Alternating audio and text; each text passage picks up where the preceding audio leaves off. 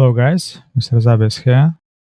Well, sometimes on some web pages, if you have a default installation of Debian, you may encounter something like this.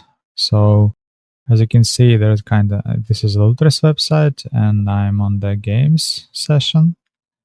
And some characters, I don't see them. I just see this weird squares. It's due to lack of the font. So let me install the font. So let's first search for the fonts. Font. Let's use sort straight away.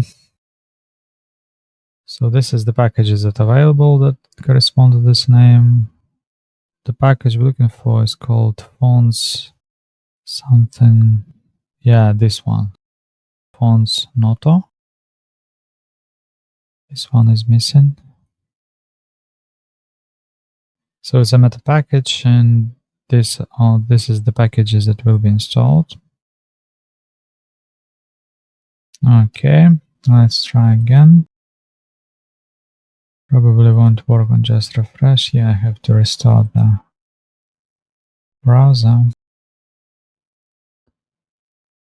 And let's go again. Games. Yeah, see?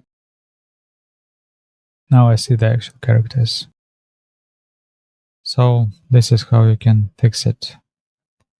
See you guys.